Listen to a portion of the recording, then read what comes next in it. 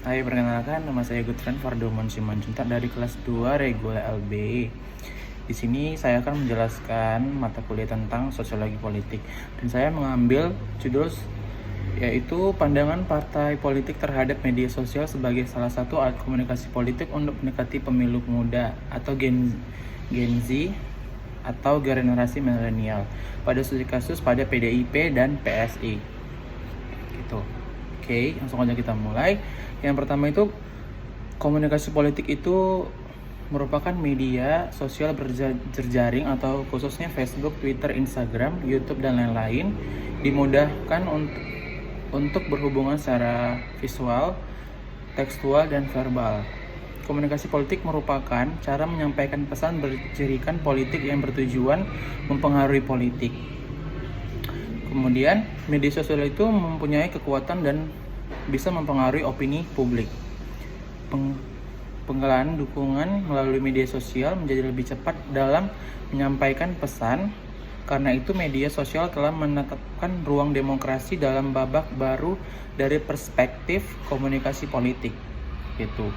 Kemudian, fungsi dari media sosial sendiri sebagai media alternatif yang didukung untuk kekuatan teknologi komunikasi sesungguhnya memiliki banyak manfaat dalam rangka meningkatkan pemahaman terhadap demokratisasi komunikasi menuju masyarakat informasi yang adil dan sejahtera gitu.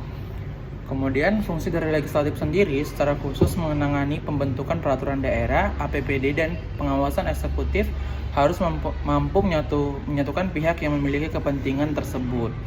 Oleh karena itu, media sosial menjadi penting untuk menyatukan berbagai kepentingan karena karakteristik media sosial sangat luas dan terkoneksi sangat cepat, serta mampu mengaplikasikan dan merubah dalam menjalankan aktivitasnya sebagai anggota legislatif Jakarta.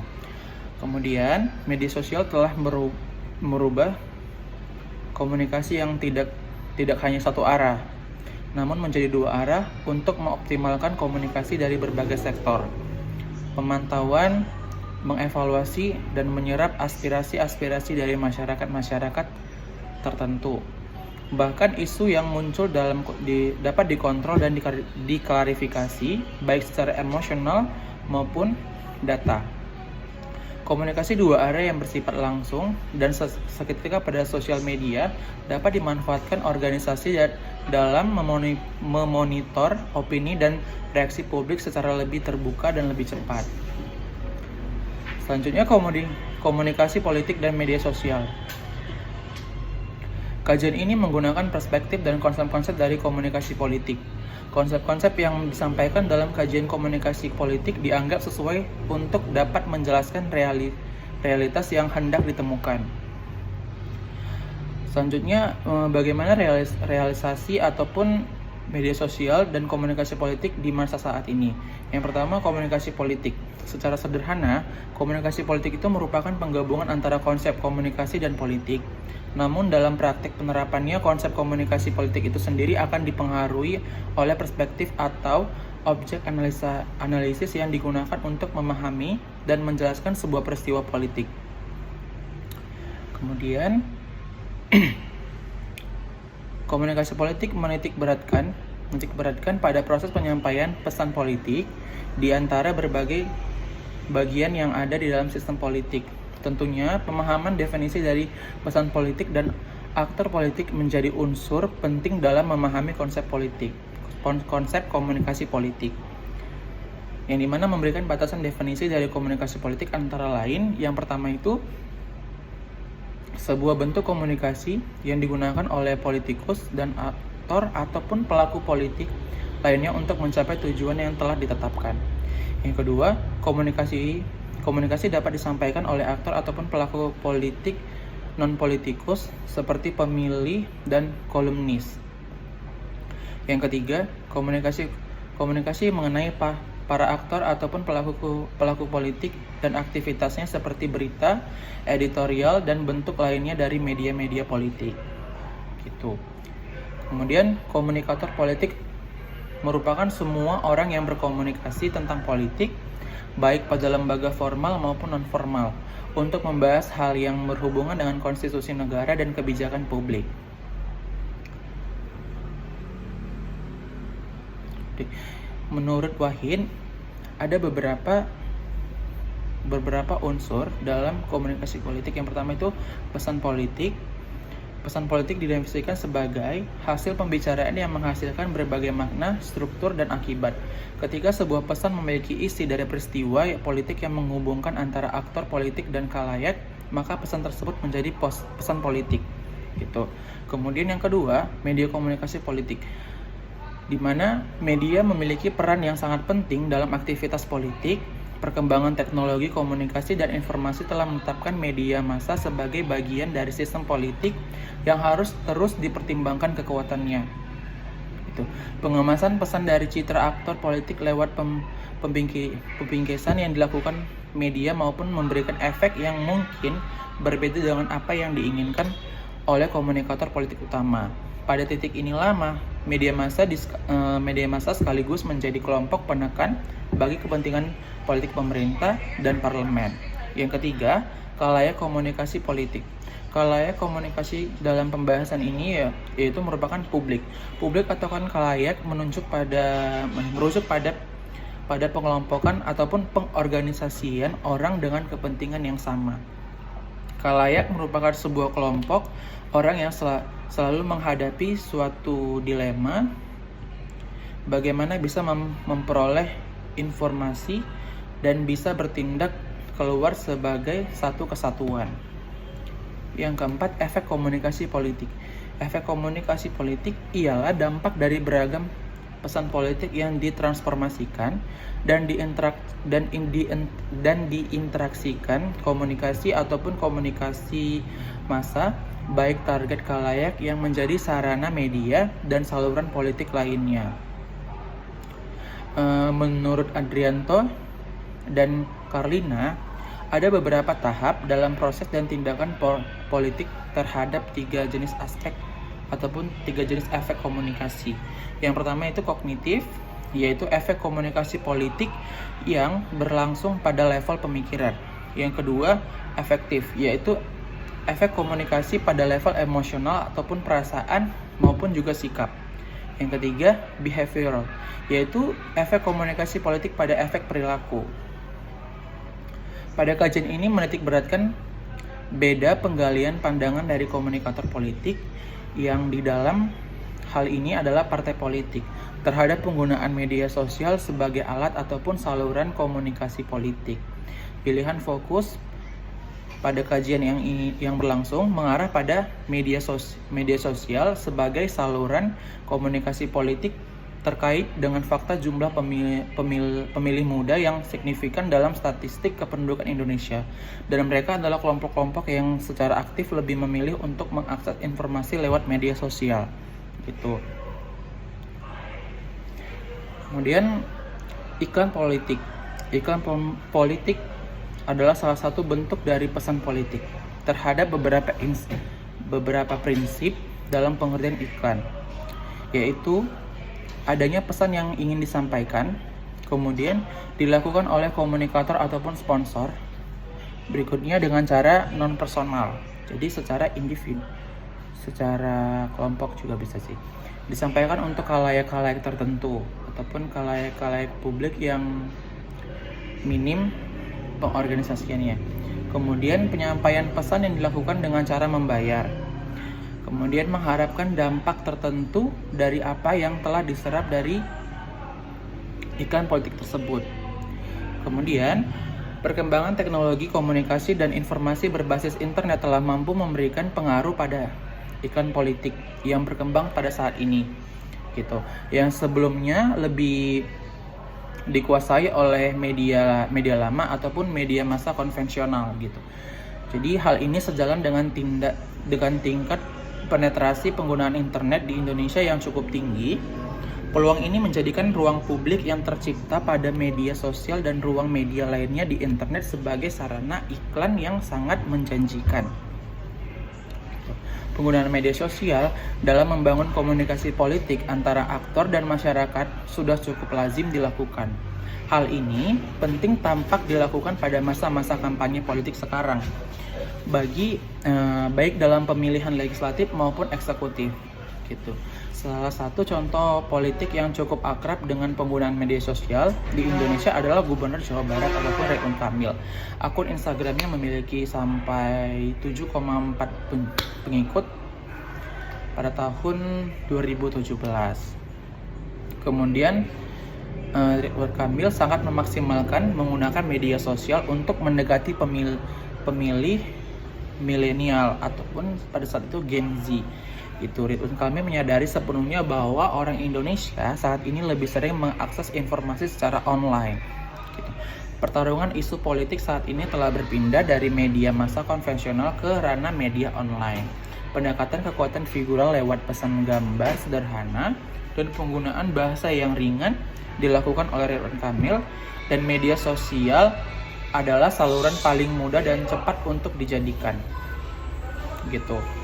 Kemudian ada beberapa partai politik juga telah mulai menggunakan media sosial. Meskipun pendekatan dan narasi yang dibangun untuk masing-masing akun partai berbeda-beda, tapi mereka berada pada pemahaman yang sama, yaitu bahwa media sosial saat ini memainkan peran penting dalam membangun komunikasi yang konstituennya sangat baik.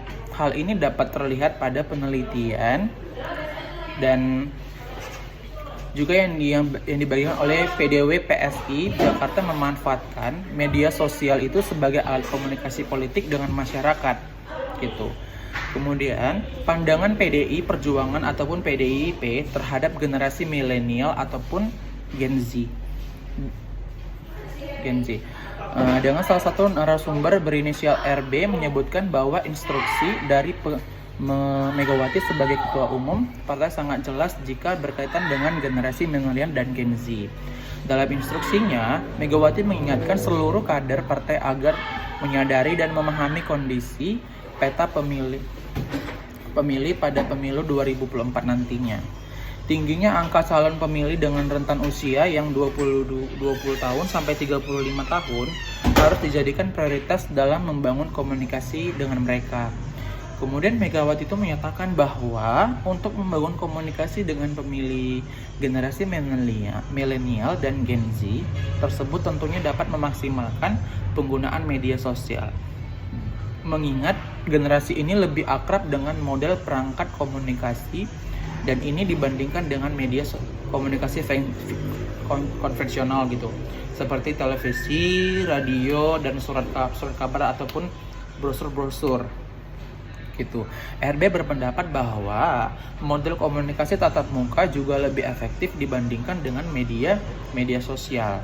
Hal ini juga berlaku bahwa konstituen dengan generasi muda pada saat kampanye politik pemilu 2019 yang dulu, ia menemukan bahwa pemilih pemuda di wilayah pemilihannya lebih cenderung terbuka ditemui secara langsung.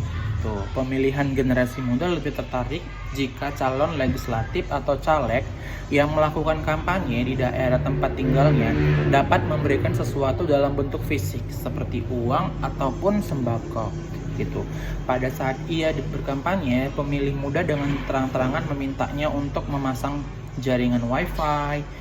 Meski RB juga menyatakan bahwa dengan memberikan sesuatu kepada daerah pemilihnya ataupun dapil tidak memberikan jaminan bahwa suara yang akan ia dapat menjadi lebih banyak.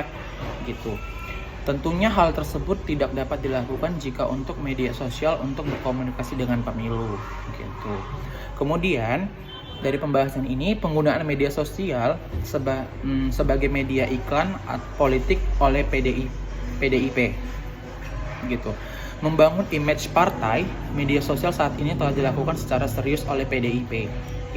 Partai berlambang banteng ini memaksimalkan fungsi media iklan politik tersebut lewat akun resmi mereka pada beberapa jenis aplikasi mereka media sosial, diantaranya Instagram, Facebook, dan juga Twitter. Ia menyebutkan bahwa saat ini cenderung ditunjukkan oleh partainya masih lebih media sosial sangat lebih hype sebagai alat komunikasi politik dengan tujuan branding partai ataupun tokoh partai dengan tujuan untuk membangun image dari partainya Kemudian dapat disimpulkan bahwa PDI dan PSI adalah dua partai politik yang memiliki latar belakang, sejarah dan karakter yang berbeda gitu. PDIP dan PSI adalah dua partai politik yang memiliki latar belakang, sejarah dan karakter yang berbeda gitu. PDIP lebih dikenal sebagai Partai Wong Cilik gitu. Partai berlambang banteng ini sejak kemunculannya selalu mengusung ide-ide yang memperjuangkan hak-hak masyarakat kecil gitu. Namun, mereka juga merupakan partai politik yang sadar bentuk bahwa perkembangan teknologi dan komunikasi saat ini sangat berbeda dengan ketika mereka pertama kali hadir di panggung partai politik Indonesia gitu. Sebagai langkah untuk beradaptasi dengan perkembangan tersebut, terus mereka upayakan. Dimulai dari membuat website partai gitu.